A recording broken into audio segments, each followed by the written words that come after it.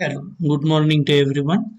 I welcome you for IABS IAS Academy Current Affairs channel IABS IAS News Bureau. Today we are going to look into The Hindu news analysis dated on 27th August 2020.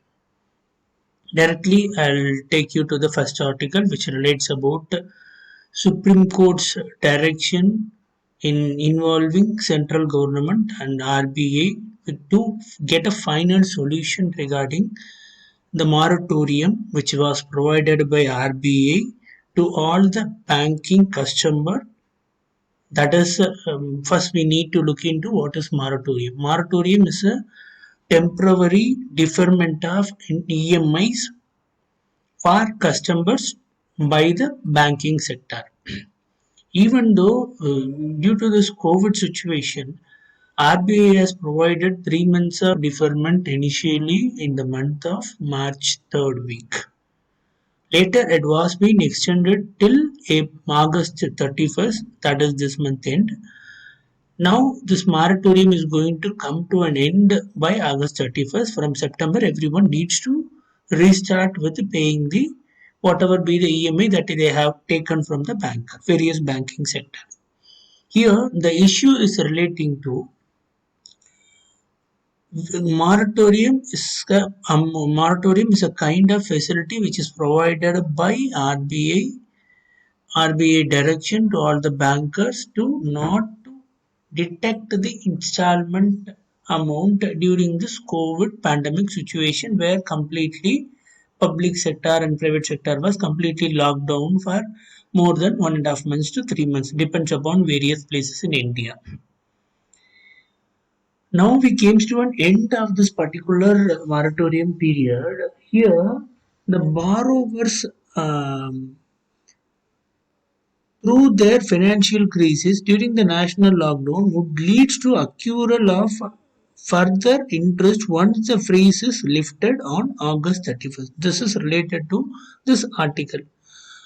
Supreme Court is asking central government, that is Government of India, as Government of India is having an ample power under Disaster Management Act, either they need to clarify the two issues whether the interest need will be charged or whether the interest on interest will be levied.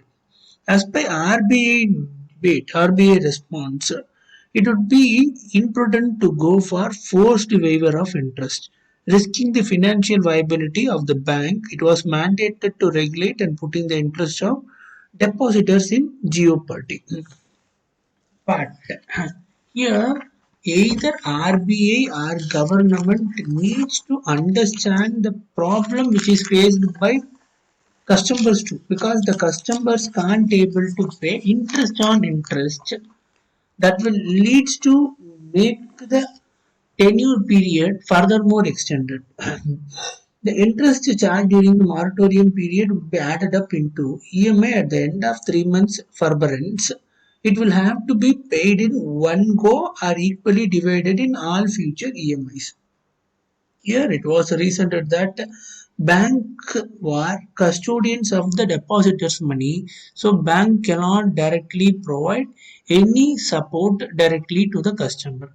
Here RBI is only monitoring and controlling all the banks, but government is having the power to totally waive off the interest on interest alone so that the customers bank customers will be getting benefited by at least reducing the interest on interest component. And the second thing is related to McKinsey Global Institute survey related to India's economic slowdown and stagnation.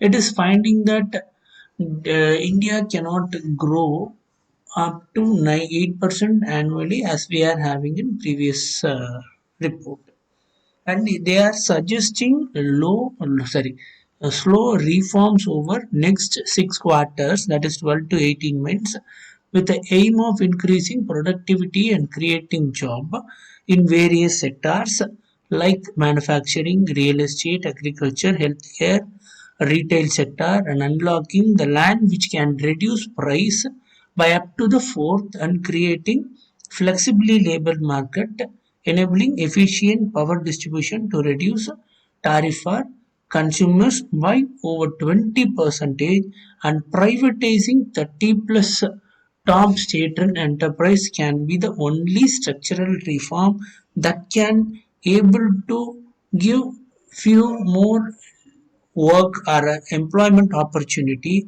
that is required in 2030 as per the reform report, as per the report which is given by MGI, that is McKinsey Global Institute. They are giving an update saying that 90 million additional labor force in non-agrarian sector need to be brought by the end of this decade, whereas nowadays we are creating only 4 million jobs per year between 2013 to 2018, but it needs to be triple as per the report and as per the recommendation which is given by MGA. Also, it is saying that 60% of the reform needs to be done by the state government and remaining 40% structural reform needs to be done by the central government to come out from this pandemic situation. And it is also pointing out that manufacturing and construction sector offer the most major opportunity for economic growth, and that is the only sector where we can also able to expect higher employability. The third thing that we are going to look into is the committee which is formed by DRDO to revive the charter of DRDO labs. The committee, which is headed by Professor V. Ramagopal Rao, he is the director of Indian Institute of Technology. He is under his leadership. The charter of he is going to study and revive the charter of duties of all labs of DRDO to refine the charter of duties of labs on current and futuristic defense and battlefield scenario, and to minimize the overlap of technology among the labs. They are committed to give the report within 45 days. Let me see whether it is what are all the report which is going to be provided by this particular committee. And the major intention of the committee is to study the new technology that have come into existence over a decade and utilizing the same technology in DRDO labs. Here the question with related to UPSC is related maybe the functionality are the core part of this committee, and they may also ask with the particular person who is heading the committee. And the next article that we need to look into is related to art and culture. That is a kind of dance called a tiger dance or pulikali, which is a colorful dance which will be taken part in the part of Onam celebration every year in Thrissur. This particular dance means it gives human tigers. Their bodies are completely painted with bright yellow with black strip to simulate as a big cat and prance around the accompaniment of roaring drum beats and roaring fans. The tiger face will be painted on the bellies of the vibrant rhythmically producing controlled expression along with the dance moves. Here, why it needs to be learned as per UPSC point of view. In UPSC point of view, they may ask about where this particular dance is being followed or done as per the current art and culture sense.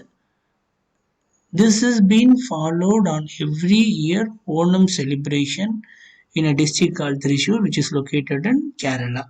And this Pulikali is a kind of dance which is a kind of street form of dance which was introduced by Saktan Tamburan before 200 years, that is before 2 century.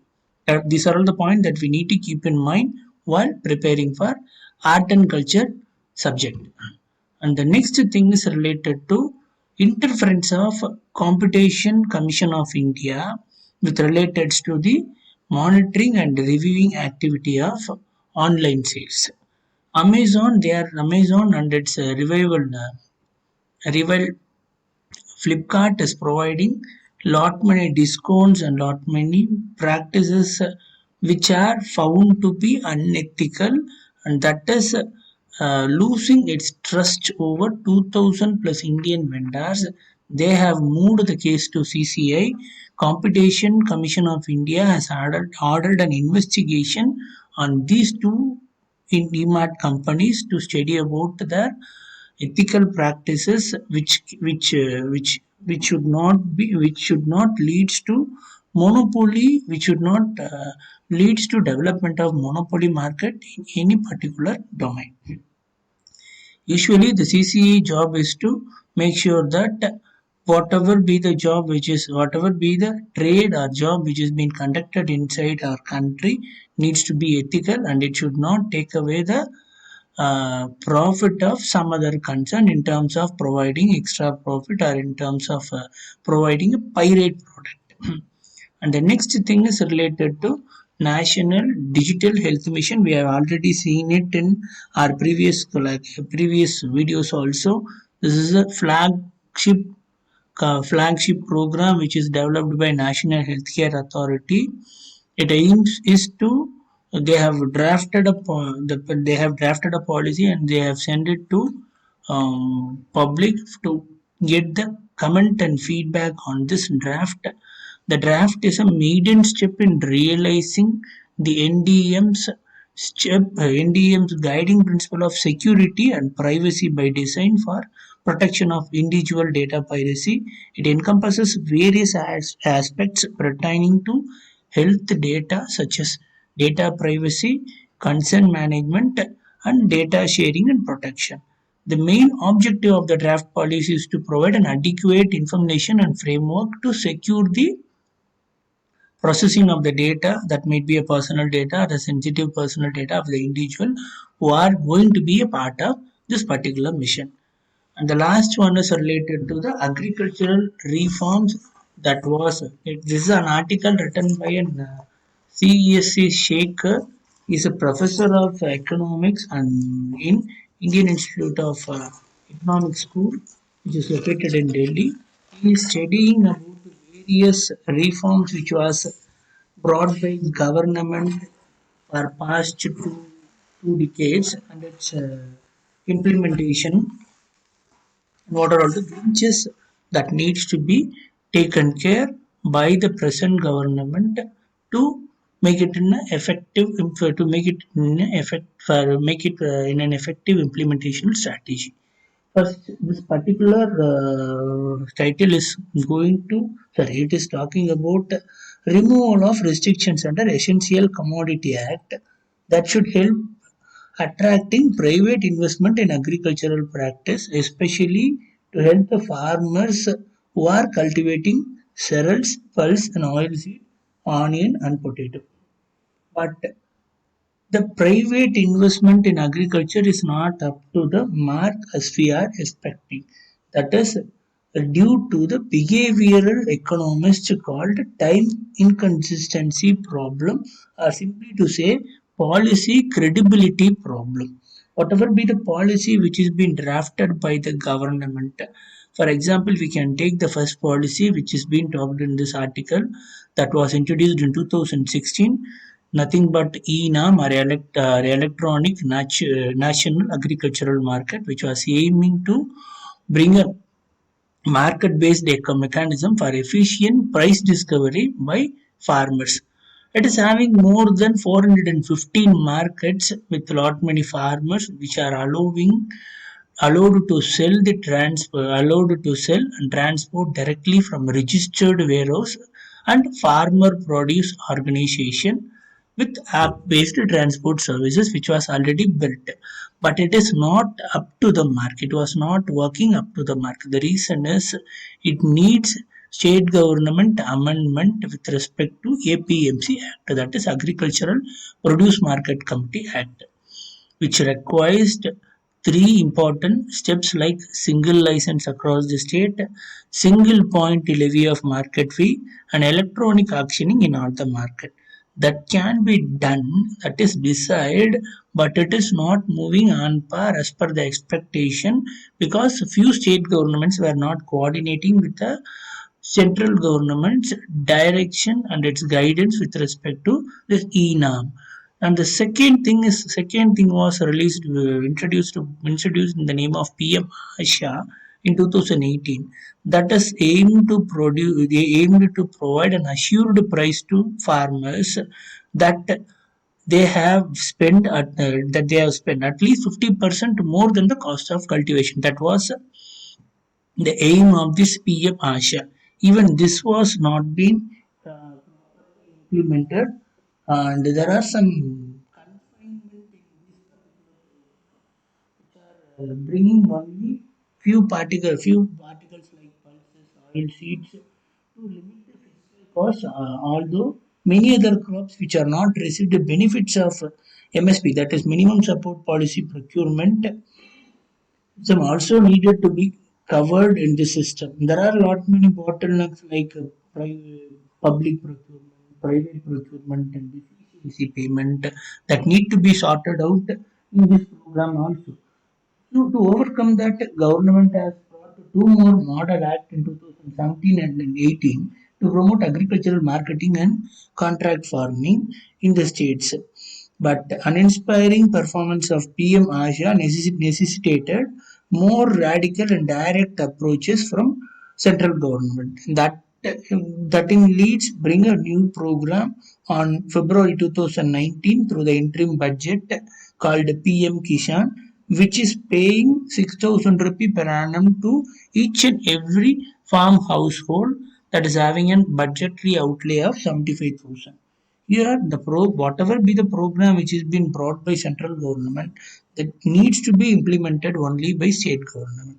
For that, there should be a proper constitutional support provision in state. Also, proper coordination should be there between state government and central government about the concern in order to iron out the potential problem in implementation of that ordinance, because most of the programs which are brought under agricultural structural reforms for this marketing are done through ordinance which are directly passed by central government using the constitutional provision, but that needs to be ratified and approved by state government also to make it as effectively implementable program in state government purview also.